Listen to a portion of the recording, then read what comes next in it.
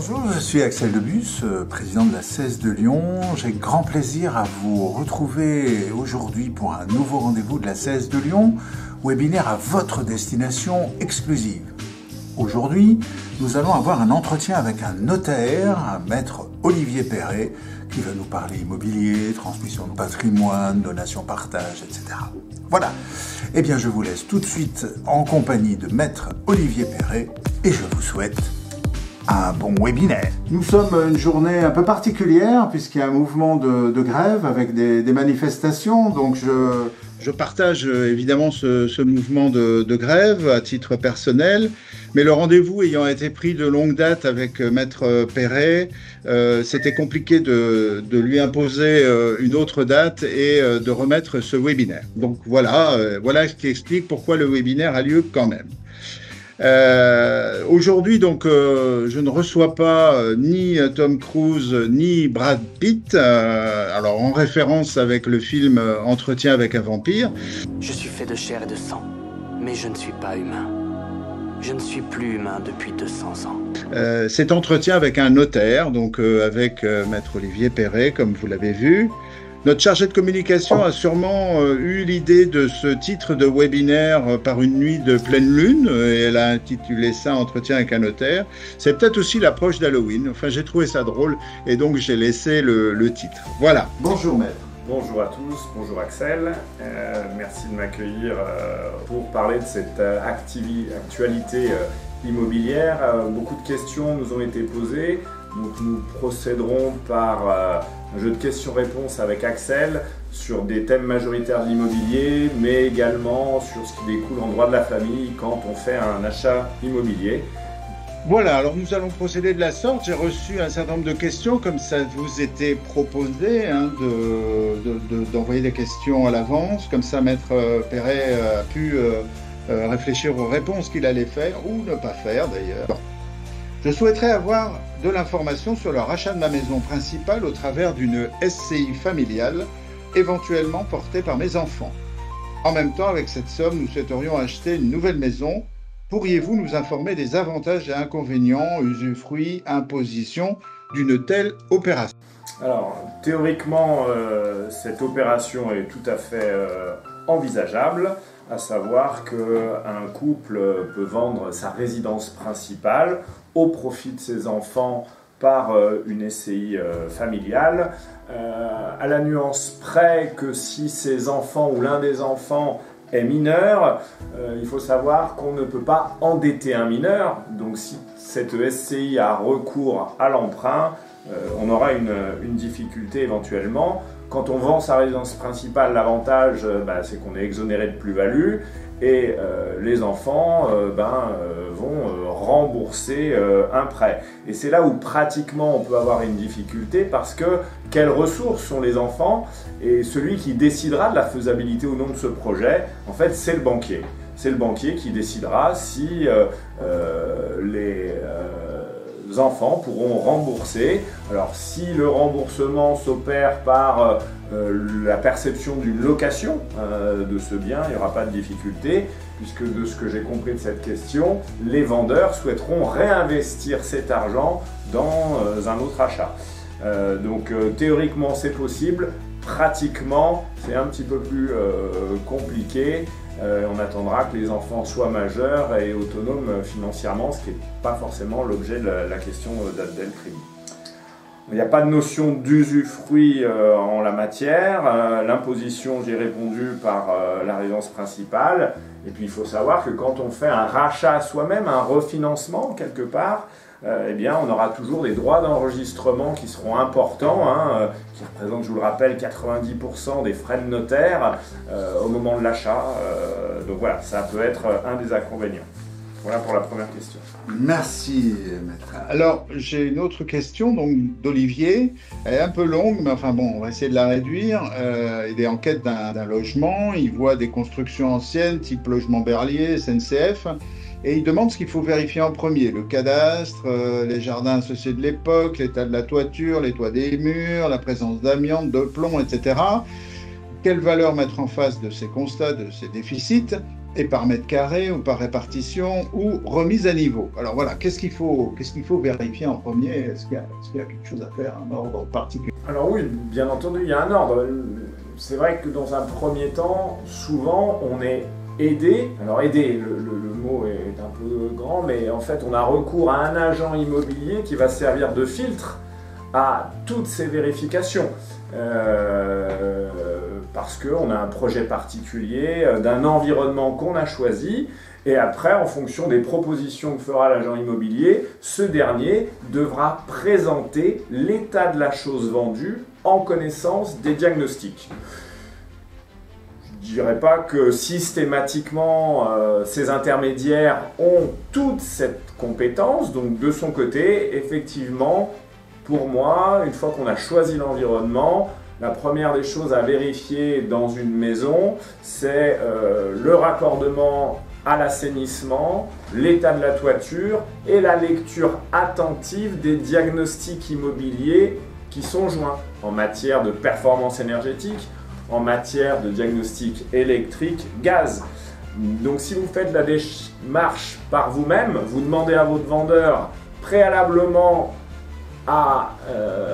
au moment où vous allez faire votre offre d'achat, d'analyser tous ces documents obligatoires que sont les diagnostics de performance énergétique, le constat des risques d'exposition au plomb, c'est la recherche de l'accessibilité au plomb dans les peintures, les diagnostics sur la présence d'amiante, bien entendu, selon les années de construction. Et puis il y a certains effectivement éléments essentiels qui ne font pas l'objet de diagnostic, comme le raccordement au réseau collectif d'assainissement, savoir si les eaux pluviales sont collectées d'une manière particulière conformément au plan local d'urbanisme, parce que ça peut dépendre de chaque commune, et si ce n'est pas respecté, ce sera un surcoût a posteriori. Donc l'accompagnement d'un professionnel dédié à ça, mais malheureusement payant, peut être essentiel. Avec votre notaire, essayez de le rencontrer préalablement à votre démarche pour savoir, parce que ce conseil gratuit vous le doit, dans la perspective d'un futur achat. Donc n'hésitez pas à le rencontrer pour qu'il vous prépare aux choix et aux questions que vous allez poser à votre futur acquéreur. Après, en termes de coûts, comment évaluer ces éléments ? Eh bien, on n'a pas d'autre moyen que de faire deviser préalablement, et c'est le coût de la remise en niveau qui permettra de négocier son prix. Donc soit on a une certaine connaissance, soit il faut que votre vendeur vous laisse passer avec des artisans pour deviser tous ces éléments. Voilà pour cette question. Merci. Alors, question suivante d'Émilie. Nous avons acheté une maison avec mon conjoint. Nous sommes pacsés. Nous avons 2 enfants de 3 ans et 9 mois. Nous n'avons pas fait de testament. Devons-nous obligatoirement enregistrer un testament devant notaire pour que celui-ci soit reconnu? Quel est le risque si nous restons en l'état, si nous ne faisons pas de testament? C'est souvent une question que les gens se posent. Bien entendu, c'est une question assez récurrente. En fait, la question que doivent se poser les nouveaux propriétaires, c'est qu'est-ce qu'ils souhaitent transmettre et à qui? S'ils souhaitent transmettre à leur partenaire de Pacs, en l'espèce, effectivement, le Pacs en lui-même ne transmet pratiquement aucun droit aux survivants en cas de décès. Mais votre assurance vie, quelque part, ce sont vos enfants. Donc, en fait, la totalité, ou du moins, votre quote-part de propriété sera transmise à vos enfants avec une fiscalité successorale de 20% à partir de 100 000 € reçus pour chacun des enfants. Si on veut protéger son partenaire de Pacs, il faudra effectivement avoir recours à un testament et avec le conseil de votre notaire, selon ce que vous souhaitez comme type de protection, on mettra en place dans le testament un droit d'usage et d'habitation, un droit d'usufruit ou un legs universel parce qu'on veut lui transmettre de la propriété. La vertu du pacte civil de solidarité, c'est que la quote-part reçue par le conjoint survivant sera exonérée de fiscalité puisque, comme pour des époux mariés, le survivant ne paye pas d'impôt à travers le PACS. Voilà pour répondre à cette question. Merci. Alors, une question de Elodie qui dit, alors c'est concernant une vente immobilière, quels frais peuvent être appliqués en cas de divorce suivi d'une vente immobilière? Elle voudrait savoir s'il est plus économique d'attendre la vente des biens immobiliers avant la prononciation du divorce ou si financièrement il n'y a pas d'impact ou un faible impact, par exemple la rédaction d'un acte. Alors, également une question récurrente. Et faut pas toujours écouter d'autres conseils autour de vous, les avocats en particulier. Il faut savoir que quand on procède à un partage de communauté, enfin le partage suite à un changement, enfin un arrêt du régime matrimonial, il existe un impôt qui s'appelle le droit de partage. Ce droit de partage ne s'exerce que sur un acte. Donc si vous voulez, dans le cadre de votre divorce, que tout soit acté par écrit, sera joint un droit de partage. Et ce que vous allez être amené à partager, ce sera aussi bien des biens immobiliers que des liquidités. Donc vous ne pourrez jamais échapper au droit de partage. Il est vrai que si vous vendez avant le divorce, vous rendrez votre partage liquide et la fiscalité sera un tout petit peu différente sur les droits d'enregistrement, mais c'est la valeur globale de votre patrimoine qui sera partagée en deux et qui sera soumis à ce droit d'acte. Donc on ne peut y échapper à partir du moment où on souhaite un acte écrit pour son divorce, ce qui est le cas dans le cadre du divorce contentieux devant un juge ou du divorce amiable entre deux avocats. Je vous rappelle que depuis la mise en place de ce divorce amiable, les avocats qui signent la convention de divorce sont responsables pendant 30 ans de cet acte-là, tout simplement, ce qui n'est pas le cas quand on passe devant un juge. Voilà pour répondre à cette question. Merci. Alors là, c'est Christian ou Christine, je ne sais pas exactement, qui nous dit... alors, est-il conseillé de vider tous les meubles d'une maison avant d'engager une procédure de mise en vente lors d'une succession? Car si la maison est vide, échappe-t-on alors à l'imposition du mobilier évaluée à 5% du prix de vente? Deuxième partie de la question que je pose. Oui, alors là, il peut y avoir, dans l'analyse de cette question, je pense qu'il y a une confusion. En matière successorale, quand un bien immobilier dépend d'une succession, qui était vraisemblablement la résidence principale du défunt ou la résidence qu'il occupait en tant que résidence secondaire, l'administration fiscale entend qu'il existe du mobilier dans cette maison et veut que ce mobilier soit valorisé pour que la taxation s'impose. Ce mobilier, à défaut d'intervention d'un commissaire de justice, ancien commissaire-priseur, il est valorisé 5% de l'actif brut successoral. Donc, si effectivement, alors que vous héritez d'un bien et vous le destinez à la vente, ça ne sert à rien de le vider parce que vous aurez l'imposition des 5% obligatoires. Après, j'ai peut-être pu comprendre qu'on souhaitait aussi ne pas... il y a une légende urbaine, je dirais, mais qui est répétée, qui dit qu'on peut établir à 5% la valeur du mobilier dans une vente. Ce qui est totalement faux à la lecture du Code général des impôts. C'est juste une tolérance de l'administration fiscale. Dans un acte de vente immobilier, on a des taxations immobilières. Si on veut faire une vente de mobilier, on la fait en parallèle. Je vous entends déjà me répondre, même si je ne vous entends pas, que dans toutes les ventes, on met du mobilier. C'est juste une tolérance de l'administration fiscale. Et la valorisation, si vous voulez jamais être redressé, c'est si vous avez des factures de moins de 2 ans ou si vous avez l'inventaire d'un commissaire de justice.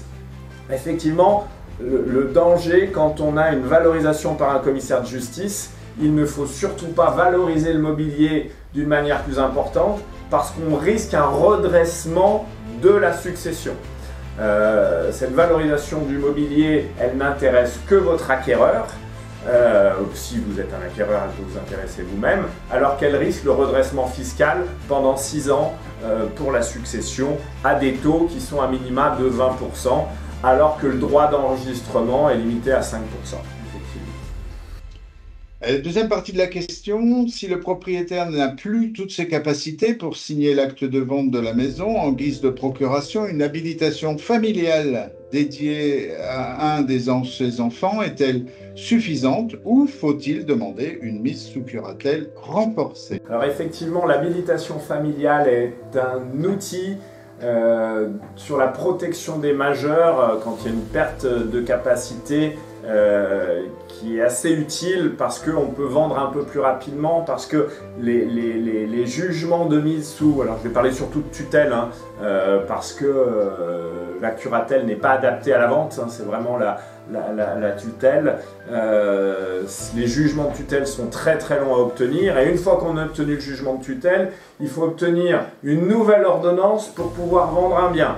Donc on peut être sur des délais qui sont assez importants. Donc dans l'habilitation familiale qui est demandée par la famille, généralement il est précisé qu'est-ce qu'on a le droit de faire. C'est-à-dire que généralement on précise qu'on souhaite vendre effectivement le logement de la famille pour subvenir aux besoins du majeur protégé. Et ça effectivement on les a sur des délais plutôt de 3 à 5 mois dirons-nous, selon les tribunaux judiciaires. Après il y a un autre outil mais qu'on ne peut faire que quand le majeur protégé était préalablement capable, c'est-à-dire qu'on peut signer des mandats de protection futurs, c'est-à-dire qu'en capacité, vous décidez d'aller donner un pouvoir le jour où vous n'aurez plus cette capacité à un mandataire désigné, et en particulier pour vendre la maison, et on n'aura pas besoin à ce moment-là de l'intervention du juge des tutelles. Merci. Une question d'Elisabeth sur la transmission de patrimoine, c'est évidemment un sujet qui vous intéresse, dans la mesure où vous avez du patrimoine, bien sûr, espérez. Je souhaiterais savoir si je peux léguer 100 000 € de patrimoine pour chaque enfant. Ce geste est-il payant et quel est son montant? J'ai 3 enfants, j'ai 65 ans et y a-t-il une date de naissance à respecter? Alors, je suppose que c'est une date de naissance des enfants, je ne sais pas. Bon. Et s'ils sont mariés, quel est le risque? Alors, effectivement, aujourd'hui, l'abattement en matière de donation est de 100 000 € par enfant et par parent qu'on peut renouveler tous les 15 ans. Ceci, quelle que soit la nature du bien que l'on donne. Puisque c'est 100 000 €. Non, excusez-moi, là on est sur une somme d'argent. Hein. Donc, oui, pardonnez-moi. Enfin, si c'est un bien qui a une valeur de 100 000 €, un bien immobilier, on peut effectivement donner 100 000 € par enfant et par parent. Si on donne des sommes d'argent, on peut augmenter de 31 865 € tous les 15 ans, effectivement. C'est l'article 790 du Code général des impôts, ce qu'on appelait le don Sarkozy. Et ça, vous pouvez le renouveler. Après, si on est dans le cas, quel est le coût de l'acte? Alors je vais rester sur la donation de somme d'argent puisque ça semble être la question posée. Donc si vous avez 3 enfants, vous donnez 300 000 €, l'acte a un coût de 2 500 €. On procède à ce qu'on appelle un acte de donation-partage de somme d'argent qui a plusieurs vertus en comparaison d'un imprimé fiscal que vous pouvez, sur le site impôt.gouv, hein, qui est très pratique, que vous pouvez faire, qui a 3 vertus par rapport à cette déclaration de don manuel. C'est que vous pouvez éviter le risque de ce qu'on appelle l'action en réduction. Pourquoi? Parce que il faut savoir que dans une donation, au décès du donateur, les donataires qui ont reçu ces sommes doivent les rapporter fictivement à la future succession, mais des montants réévalués, s'ils ne résultent pas d'une donation-partage, hein, s'ils résultent juste d'un imprimé fiscal. Donc le risque, c'est que l'enfant qui aura bien investi devra indemniser ses co-donataires qui, eux, avaient dépensé l'argent immédiatement. D'où l'intérêt de cette donation en partage. Autre chose, si vous êtes dans le donateur est dans le besoin, on rappelle que les enfants ont une obligation alimentaire. Dans l'acte de donation, on constate ce qu'on appelle l'action révocatoire. c'est-à-dire qu'un donateur dans le besoin dont les enfants ne l'aident plus, il pourrait faire annuler rétroactivement cette donation pour que les sommes lui reviennent et qu'il puisse subvenir à ses besoins. Et puis enfin, ça permet effectivement d'avoir une traçabilité des fonds, tout simplement parce que par une simple don que vous feriez, aujourd'hui votre banque peut vous demander l'origine des fonds et vous pouvez le justifier par cet acte notarié. Voilà pour cette question. Et tout ça est sous réserve de la loi de finances, bien sûr. Alors, bien entendu, tout ce que je vous dis, c'est valable jusqu'au 31 décembre 2025, aussi bien pour la résidence principale que sur le renouvellement des abattements tous les 15 ans. Je vous rappelle qu'avant 2012, on avait le droit de donner un peu plus de 150 000 € par enfant et par parent tous les 10 ans. Donc on a réduit pour augmenter l'assiette de l'impôt, mais c'est vrai que c'est un thème d'actualité, Axel. Merci Olivier. Alors, Suzanne nous dit, à ce jour, j'ai fait estimer ma maison à Faisin par 3 agences immobilières. Donc, c'est une maison de 200 mètres carrés achetée en 2008. Ah, bon, on va pas dire le prix.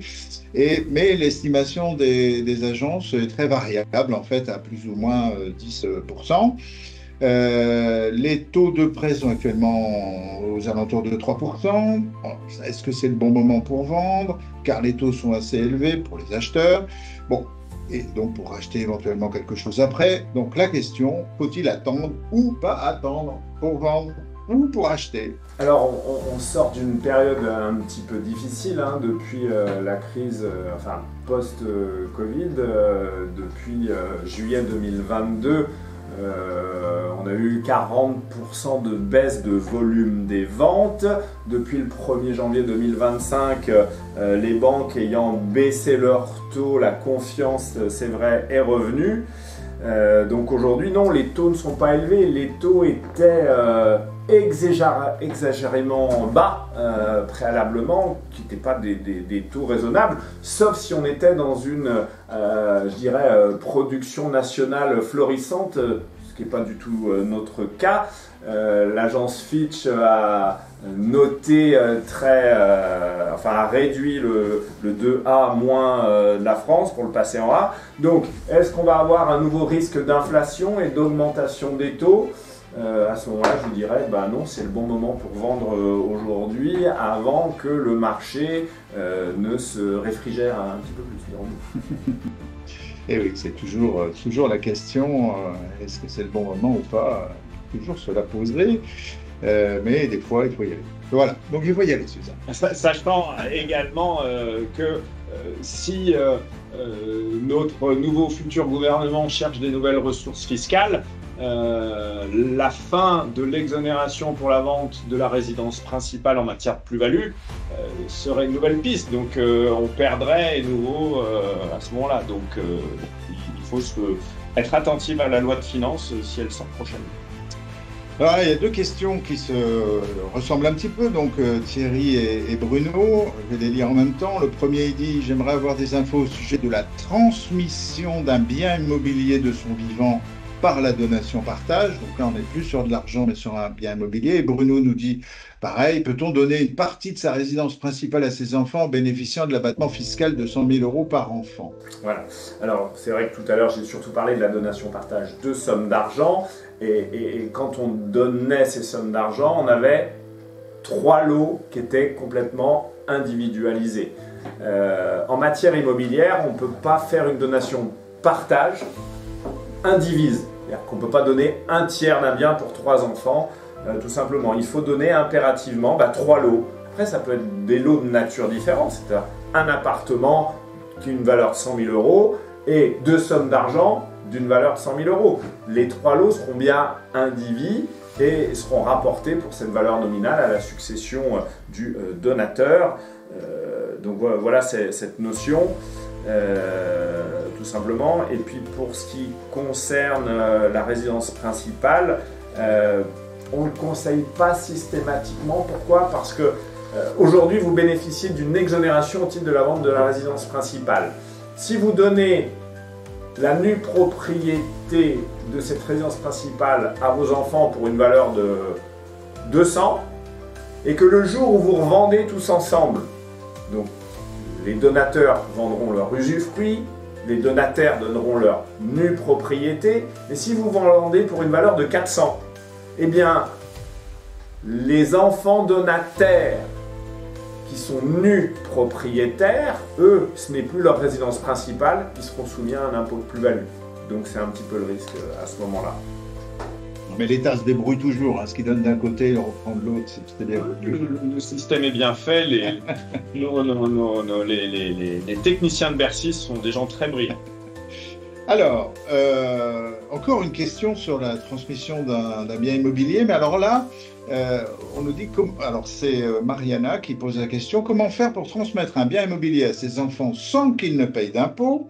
Et elle nous dit, elle a entendu parler de SCI entre conjoints et enfants. Est-ce qu'il y a autre chose? Bon, autre chose, on en a un peu parlé, mais là, on est sur la SCI. Est-ce que c'est un intérêt quelconque? La SCI, pour moi, c'est pas c'est un outil, en fait, tout simplement. Donc, qu'est-ce qu'on veut transmettre et pourquoi on le transmet? La transmission, elle ne se fait jamais pour une raison fiscale.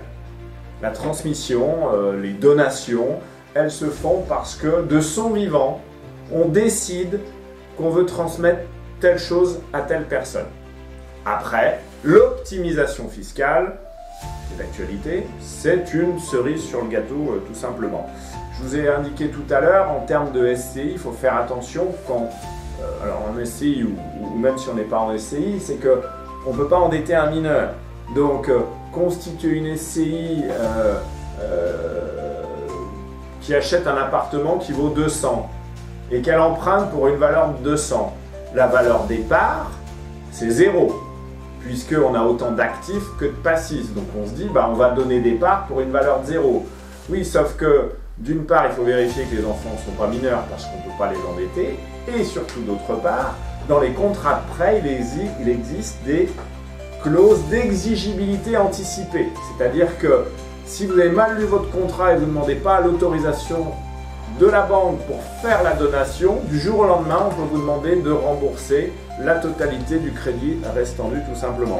Donc, la SCI, ça peut être bien pour ce qu'on appelle des biens d'investissement, c'est-à-dire qu'un bien qu'on loue, eh bien, on décide d'acheter à travers une SCI, on encaisse des loyers qui remboursent le crédit ou une partie du crédit, et puis après, ben, on complète effectivement s'il manque un petit peu d'argent pour rembourser ce crédit. Voilà, pour répondre à Mariana. Alors, la dernière question, elle est de Béatrice, donc, et elle demande quel est le montant que nous pouvons donner à nos enfants en tant que cadeau pour Noël ou les anniversaires, pour que ce ne soit pas compté comme des virements récurrents qui comptent pour la succession. Eh oui. Alors, si je comprends, enfin, mon analyse de votre question, c'est de dire, attention, le cadeau d'anniversaire, ou ce que juridiquement on appelle le présent d'usage, est-ce qu'il est différent de la donation et dans quelle proportion il devient une donation? Donc je dirais que le présent d'usage ou le cadeau, c'est celui que vous pouvez financièrement faire. C'est-à-dire que si vous avez la possibilité de faire des cadeaux de, je sais pas, 50 € par anniversaire ou par Noël, et que vous faites en fait, alors on va faire plutôt l'inverse, excusez-moi, vous avez la possibilité de faire 200 € et chaque année vous faites 50 €. Ben voilà, le présent d'usage, il est selon vos possibilités. Je donne toujours l'exemple d'un, on va dire, un joueur de foot professionnel qui va gagner, je ne sais pas, 1 million d'euros. S'il donne 100 000 € à un de ses amis, ce n'est pas considéré comme une donation. C'est un présent d'usage parce que c'est en proportion avec ses revenus. Alors voilà, c'est là où j'ai peut-être pas compris sur le virement récurrent, mais le virement récurrent, c'est une rente, elle est taxée différemment, et puis il faudra bien vérifier à préserver l'équilibre également entre les enfants. Donc le présent d'usage, c'est vraiment selon vos possibilités financières et ce que vous feriez pour n'importe quel cadeau d'anniversaire. Alors, de manière exceptionnelle, pour un mariage, pour la réussite d'un examen, vous pouvez peut-être augmenter, mais ça devient un moment exceptionnel. N'oubliez jamais de faire un écrit accompagnant le virement ou le chèque et demandez toujours une réponse parce que ce sera un justificatif auprès de l'administration fiscale que c'était quelque chose d'exceptionnel et pas de récurrent. Voilà Axel, pour répondre au présent d'usage. Ok, donc on est arrivé au terme des questions qui m'ont été envoyées en amont de ce webinaire. Et je vous en remercie parce que ça a permis d'enrichir la discussion. Olivier avait prévu éventuellement une petite présentation, mais enfin, je pense que c'était plus adapté de répondre à vos questions. Il y en avait beaucoup, donc il fallait quand même se laisser du temps pour y répondre. Et on voit que finalement, les questions, elles ne tournaient pas forcément sur l'immobilier dans le neuf ou dans l'ancien, mais plutôt sur la transmission de patrimoine. Il y avait beaucoup de choses là-dessus. Alors, je vais demander à Valérie si elle a une question dans la conversation, de bien vouloir nous la lire, si elle m'entend. Oui, tout à fait. Bonjour à tous. Quelles sont les garanties bancaires que l'on peut demander à un acheteur du bien que l'on met en vente avant le compromis? Vous ne pouvez demander, enfin vous pouvez toujours essayer de demander, il n'est pas obligé de vous répondre malheureusement. La valeur ajoutée d'un intermédiaire immobilier, c'est qu'il vous apporte effectivement une sélection, un filtre sur la solvabilité de votre acquéreur. Mais aujourd'hui, vous ne pouvez pas lui demander ses revenus. Après, vous pouvez toujours essayer de le faire, et s'il le fait, tant mieux. Mais voilà, aujourd'hui, on a droit à un taux d'endettement de 35%. Mais même si vous indiquez ses revenus, vous ne pouvez pas connaître quels sont ses emprunts en cours. Donc aujourd'hui, on ne peut pas répondre à cette question. C'est, je dirais, la fiabilité du canal de mise en relation que vous avez eu. Comment? Mais c'est sûr que quand vous êtes de particulier à particulier par des sites intermédiaires, il n'y a aucun filtre, malheureusement. Peut-être que s'il vous indique précisément quel est le montant de son apport personnel et qu'il représente, on va dire, environ 20% de l'achat global avec les frais, ça peut être un gage de, effectivement, sérieux de l'opération. Pourquoi? Parce qu'aujourd'hui, les emprunts à 110%, où on emprunte le prix et les frais, c'est fini, les banques ne prêtent plus. Ce sont les banques qui demandent les premières garanties, donc il faut se mettre en parallèle de leur mode opératoire.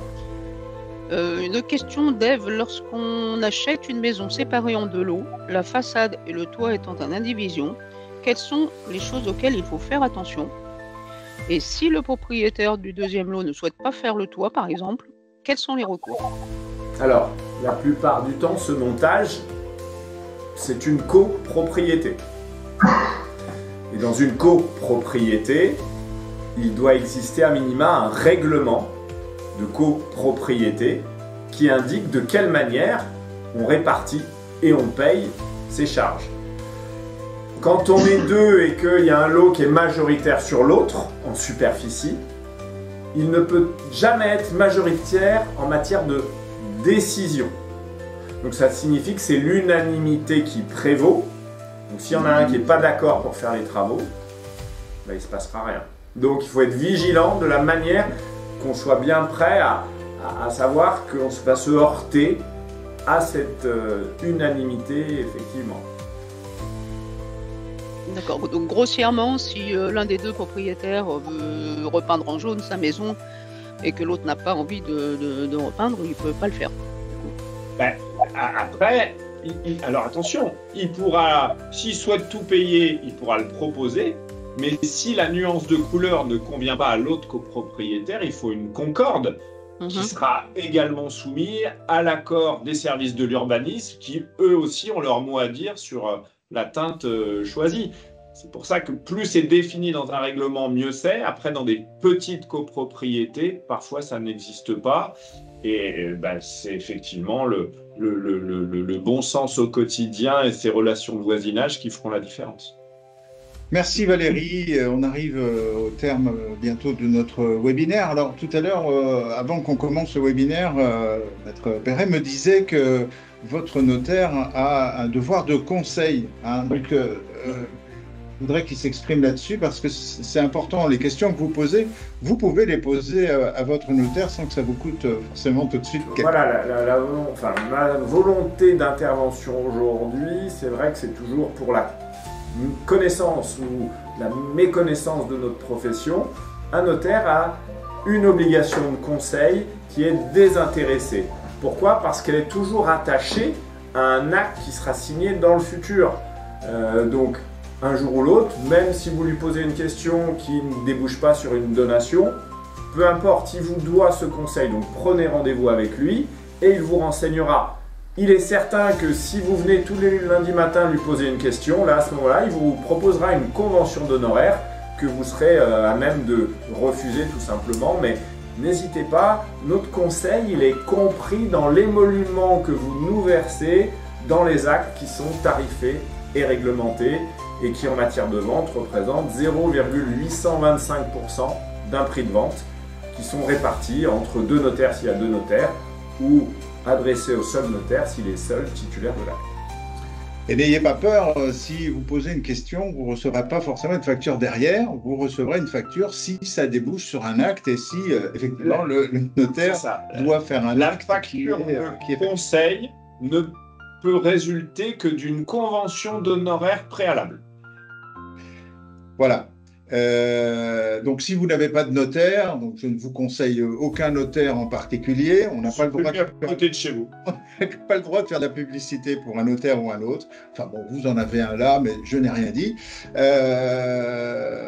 pense qu'on est arrivé au terme de notre webinaire. On s'engage systématiquement à terminer à l'heure et à commencer à l'heure. Je vous remercie pour votre participation. Je vous rappelle que tous ces webinaires sont visibles en replay et je vous donne rendez-vous pour un prochain webinaire dont la date n'est pas encore fixée. Elle aura lieu sous cette mandature ou une autre, puisque vous savez qu'il y a des élections qui approchent pour désigner les prochains membres du conseil d'administration de la CAS de Lyon et des CMCAS en général. Donc voilà. Donc je ne sais pas qui réalisera ce prochain webinaire, j'espère que ce sera moi en l'occurrence, mais bon, bref. En tout cas, je vous dis au revoir et merci, et j'espère que vous avez passé un bon webinaire. Merci pour votre attention. Au revoir.